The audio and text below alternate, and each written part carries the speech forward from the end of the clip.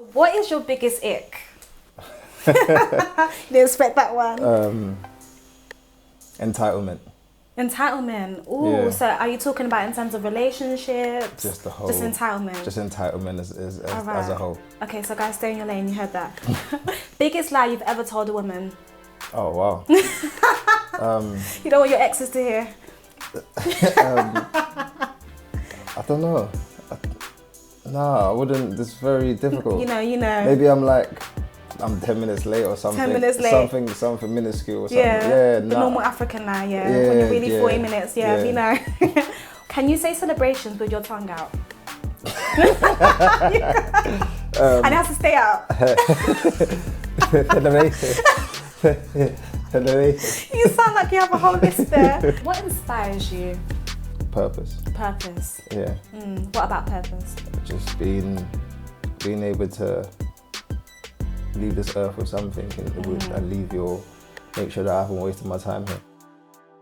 My guest today on the Just Eve show is Daniel, who was born in the early 1990s and was raised by a single mother, having not known who his father is. He grew up to be very sporty, being excellent in various sports, including fitness. He takes me on his journey, talking about the highs and lows of his life and what he thinks the next generation should do to live a fulfilled life.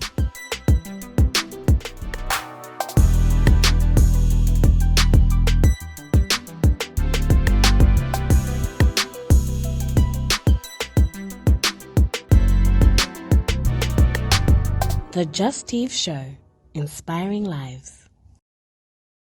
Hello and welcome to the Just Eve Show. This is a show where we talk to personalities, people who have been through a lot of things and have come out from the other side.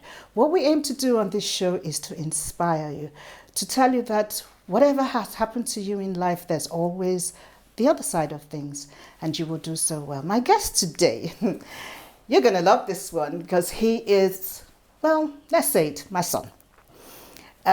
There's so much about him that inspires me, even if I have to say that. He's been such a blessing to me as his mother. We're going to be talking to him. We're going to take him down memory lane and asking him a couple of questions of how he ticks. So please join me as I welcome Daniel. Welcome to the show. How are you feeling? I'm all right. Well, not knowing what to expect, but no, don't worry. I'm not going to put you over my lap and give you a spanking. You're actually too old for that. But anyway, let's go back to the beginning. Let's go back to the very beginning. What was your growing up like? Oh, it just depends where you want me to start, really. Start from anywhere. Well, growing up was a bit. I would say it was. Looking back at it now, it was a beautiful experience in a sense. So I was born, as you know, I was born in Nigeria. I grew up around, from Edo, but I grew up around Yorubas at the time. Also Igbos at the time as well. And then at the early age, I came over to London, which I also stayed with my nan and had the experiences of a different culture. So if when I look at going back, I've been a part of so many cultures that I think like me and people just click because I've embraced so many different parts of different cultures. But it was difficult, it was hard, but I always say it's something that everybody's journey is their own and they have to go through it. So it was a beautiful journey so far. Okay, you call it beautiful, but was it actually that beautiful? What were the challenges that you had to face growing up like that? Well, we've moved a lot. So that's the one thing that I would say that was a difficult aspect because I had to adapt at a young age in different settings and having to soak up the environment just to make sure that I maneuver properly. Being able to not especially when you're moving as well, you change friends a lot. So it's hard to kind of have a group of friends in an area because you might move, especially moving countries. I left most of my childhood friends back in Nigeria, which I then had to form different sets of childhood friends here in the UK. So that was difficult, and also, not like I said, it's most the moving side of things, not having a stable ground to just kind of grow up in. But at the same time, I think it was something that was essential. I think I needed to have that experience. Okay, and well, I'm trying to get some things out of you, but that doesn't seem to be coming at the moment. Yeah. Okay, you got here. What schools did you go to when you arrived here? Stanley, went Stanley Tech, which turned to then Harris. Then after that, I went Causden. I went John Ruskin, which I got kicked out, and then I went Causden, and then I went London Metropolitan University. Why were you kicked out of Causden? of Ruskin, is it? John Ruskin. John Ruskin. John Ruskin, yeah. It was just I was, as you would say, trying to find myself at the time. Got into a situation that I shouldn't have been in, and then yeah. Okay, and then well, from Causden, you kind of picked up. Yeah. I kind of picked up from there. Just for, you know what, let me just face my front, face my front and do what I need to do. Yeah. What universities? What did you study? When I was at school, I was very creative. So I was interested in things that were creative. So I did music. I was part of music class. I was part of art, sports, anything that informed being creative. So I wanted to do art initially in uni. I wanted to take it further. But because I wasn't focused and when my results came out to be, I just thought, you know what, I'm good at sports. let me just do sports. So I did sports therapy. I did sports in college, and then I took that on to university where I did sports therapy. Good. Now, I know, because you're my son, that you're very, very good in football. Yeah. Tell me how that passion of football came about. It's not just, well, you've told us about the sports, but why football in particular? Because I remember you were very good at rugby too. Yeah. And you said you didn't like it. Yeah. So that's the thing, is like I've always been active, like anything to do with creating, everything to do with like physical, everything, that I was always been into it. So I always realized that anything sporty I was good at. So I was just trying to find what sport that I was excellent at. So when I did rugby, I realized that the traits that I was built with, like my speed, agility and strength, was good for that sport, but I didn't enjoy it. And from young, I've always gone around football, like supported Arsenal. Like my uncles were into football, so it was always inbred in me to always like football. So I just started playing, and I remember you didn't like me playing football. So when I came over here, and you know, as your friends would do, you knock on your door. And I remember one time you actually slapped me for going outside to play football. Yeah, one time, yeah. When? I was young. Did I really do that? Yeah. But it's because obviously I think growing up now, looking at it, is more for your safety of your child at that time. So I did understand. Okay, let me apologize to you before the whole world, but I'm sorry if I did that, even though I have no recollection that I did. Yeah. But you did begin to play football semi-pro and played in some leagues. What were those leagues? So I found out that I was good at football. I came here, had trials for Arsenal. I had trials for West Ham, but for some reason I didn't end up making the West Ham one, but I ended up joining a semi-pro team to try to create that opportunity again. So playing for Mersham, playing for Red Hill, a few semi-pro teams. But I just loved being part of a team and part of just playing football, really. So I think when I was 24, 25, I said to myself, I'm going to have to make a decision in terms of that aspect of football. And I thought, you know what, I'm not being real with myself. I'm not giving this aspect of me 150%. I'm not living and breathing it. So I need to now make a decision as to whether I want to carry on doing that or use my time to do something different. Okay, yeah, I know you have a lot of celebrity friends, the footballers, you know, the Wilson Roma, is that his name? Zaha. Okay, but you have a lot of football friends that are playing in all the premierships right now. Yeah. You have the Stormzy, you have the Michael Dapper. These are all your friends, and they're all celebrities, especially in the area of football. How do you feel that they made it and you decided not to? I look at life slightly different, and I believe that like everybody's journey is signature to their own. No matter how much if I give someone, even you, the blueprint of myself, you can never be me. It doesn't matter how much you read over that blueprint. So I'm very okay knowing that like my journey's in what's meant for me is meant for me, and what's not meant for me is not meant for me, in a sense. And I can't live somebody else's dream. I can't live somebody else's life. I have to live my own, regardless of whether they're my friends or not. And I can only be inspired in their journey, in their aspect of their life, to try to fuel mine in my journey and my aspect of my life. Okay. That's a very good thing. I'm actually inspired that you're speaking that way. So let's move on. So what decision did you eventually make after football? What was it that you went on to do? I went to like try to figure myself out and what I was good at. So I started to take on property. So I got into learning about properties and learning about. I was always interested in property because I had uncles that were doing that from an early age. So I just wanted to explore that avenue. So I started learning about lease extensions, freehold purchases, and I got into a company that made me explore that in a wider scale, which also made me tap into myself really, to understand that like I'm fulfilled with like my purpose, or it's just to help people. So what I did was lockdown. Very interesting question actually, because I was in that role for a while, but I left that in lockdown because lockdown taught me a lot.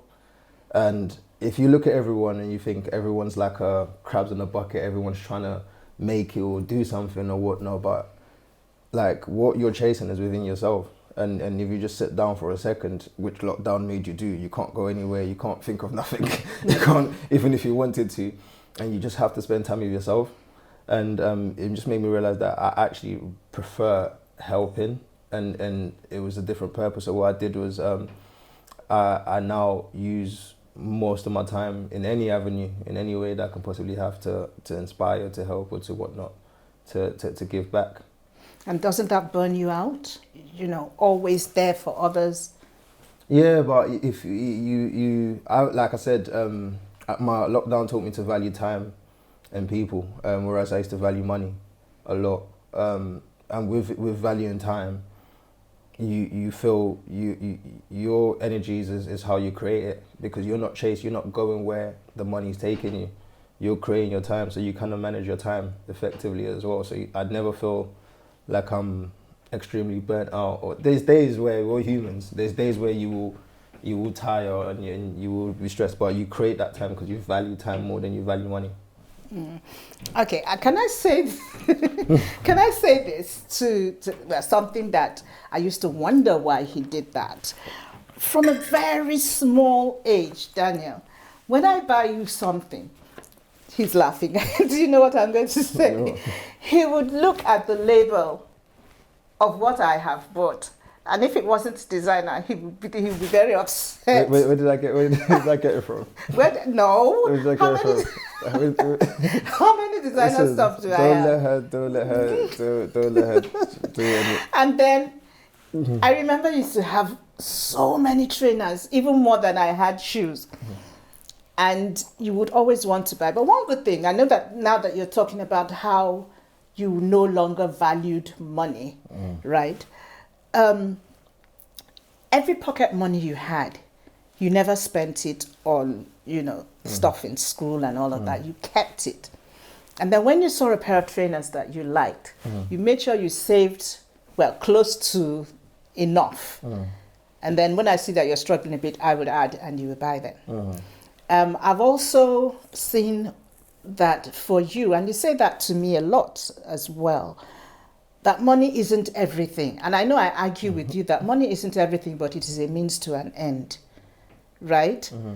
So what was it that made you say that money wasn't anything anymore?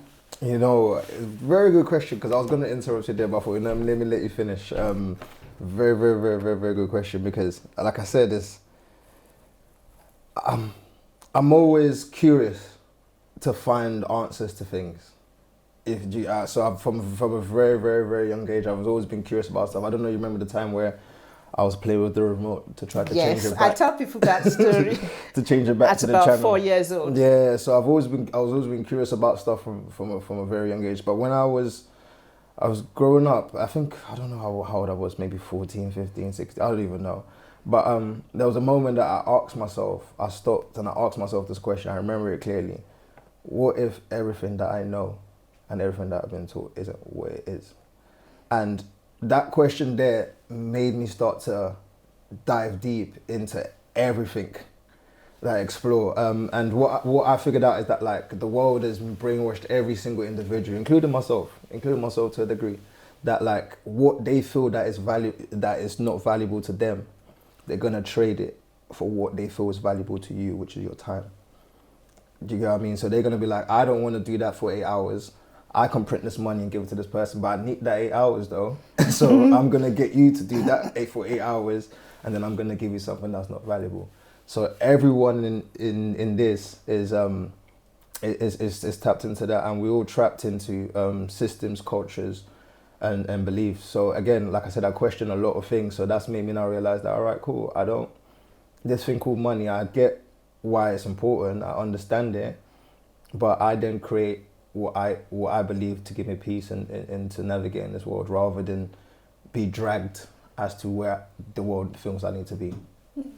All right, I'm going to tell you guys that story about, you know, playing with the phone until he, you know, but we'll take a break and we'll be right back after that.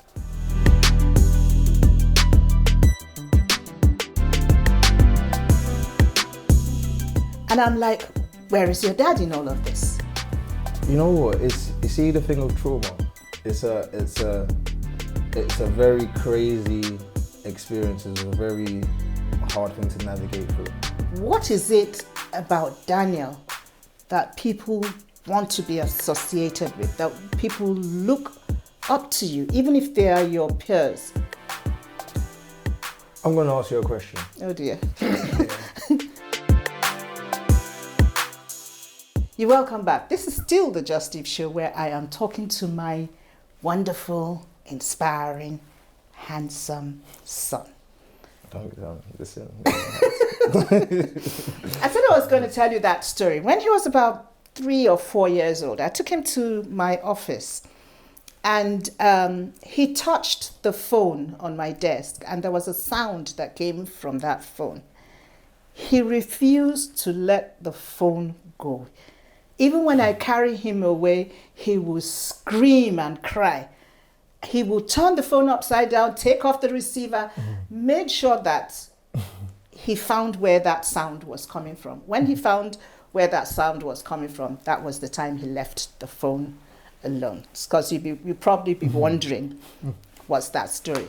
But well done. I don't want to take all the credit for raising the man that you are, but I give glory to God for giving me that opportunity to raise you. So I see some of your Insta stories of stuff like, oh, you would never have been the man that you are if not for me, if not, you know. And I'm like, where is your dad in all of this? Well, that's my dad is someone that was never present in my life. It's not someone that I know or I see or it's someone that wasn't there. So it's not something that I look at or I think of or resonates with me in any way whatsoever. Okay, so how do you feel about that? You know what? You see the thing of trauma. It's a very crazy experience. It's a very hard thing to navigate through. But the advice I would say to everyone is you have to visit it. You have to visit it. So for me, in terms of that aspect of it, I'm very okay understanding it. I'm very okay feeling what I feel about it. I'm very okay being able to move forward. I'm open to a lot of things. I'm not in any way restricted into that side of that thing, because I've revisited that story so many times that I'm very comfortable talking about it. I'm okay with it. So that's the thing with trauma. Sometimes people try to build a barrier or try to find a coping mechanism, which at the time is subject to the individual, is what's needed. But the advice I would say is with trauma, you have to spend time and revisit it. That's the only way you're gonna be very comfortable with it. So that side of things, I'm actually alright with it. If he was to want to have a conversation or relationship, I'm open to it. If it doesn't, I'm open to it. I'm not angry, I'm not sad, because I believe that I can't give him a reason as to why he made the decision he made, because I'm not him. Do you get what I mean? So I can't, if me giving him a reason, it's me going to hold something, a resentment to that decision making, because I wasn't there, I don't know, that's him at the time. Until it becomes more clarity or of a conversation, then we take it forward. But until then, he did what he did, and that's what it is.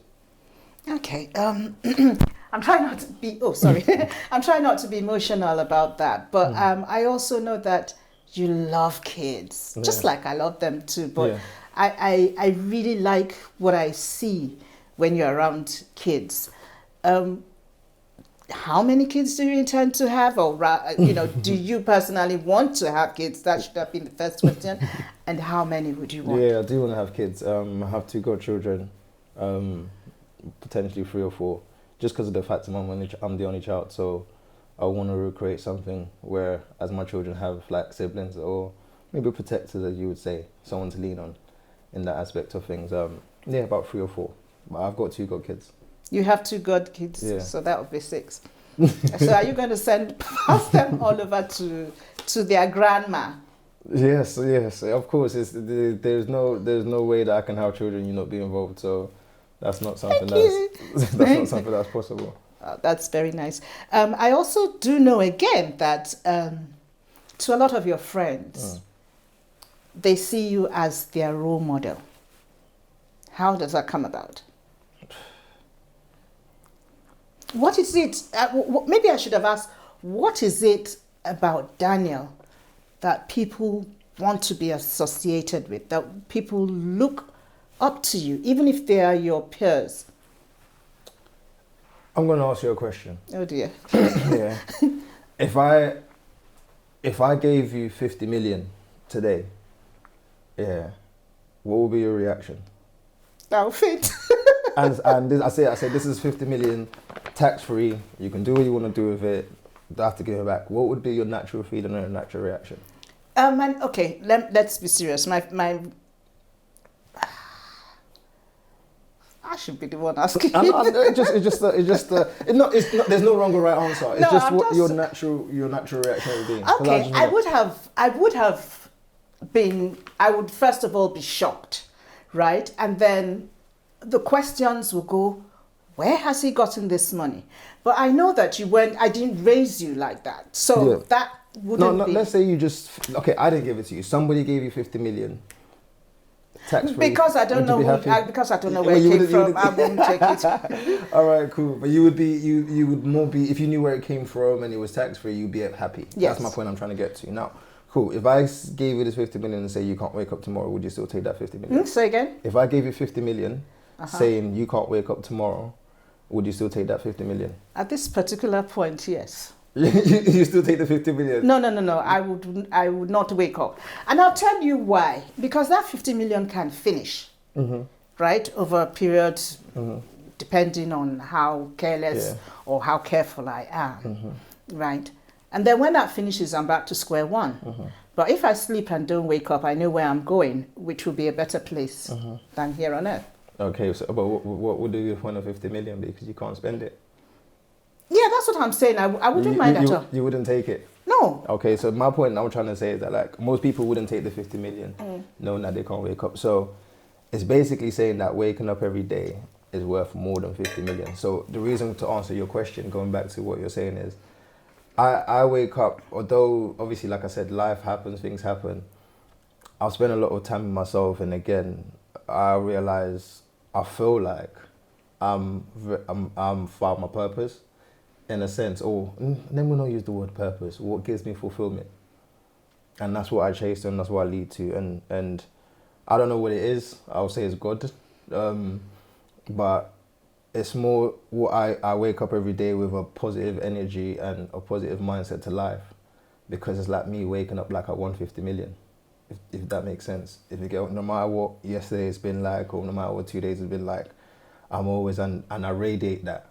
And I'm guessing my grandma always said to me, like, kill them with kindness. She always told me something like this, that love is more powerful than a gun. And I was like, what do you mean? I kept asking that question. And she was like, there's this old lady that could be in the village and she could be loved by so many people, even the army, even whatnot, just because of the love she gives. And even people will kill for her without having to lift a gun. And that conversation really stuck in my head, that like love is the most, love trumps all. Love trumps everything. No matter how much someone's done you, there's people that have done me dirty in the past, and I promise you, they've done me worse, or they've done something to me, and I promise you, they always come back. Not because of me reacting to the negativity or whatnot. It's just love. And I think that's what it is, really. That's what I radiate, positive energy and love. Thank you. Unfortunately, time is not our best friend, so we're going to have to go. But I'm going to ask you to do one last thing. Look into this camera and tell our viewers out there something that would inspire them, something that will make them stop and think and say, Daniel said this. What I would say is that, like, you are a king, you are a queen, regardless of your flaws, regardless of your experiences, regardless of wherever you've been through. You are a king, you are a queen. Just believe in that and try to live life as one. That's just genuinely what I would say. Thank you. Thank you so much for coming on the show. I was so scared when I invited you. I thought, no, he's not going to do this. So, but he actually did, and I'm very grateful. Truly, I'm grateful. You're welcome. Well, that's our show for today. I really did have a very lovely time talking to Daniel, my son. Even as we sat here, I've learned so much from him, from what he has said. We're going to do this again sometime soon. As we do that, have yourself a wonderful time. I remain Evelyn Obahor. Take care. God bless.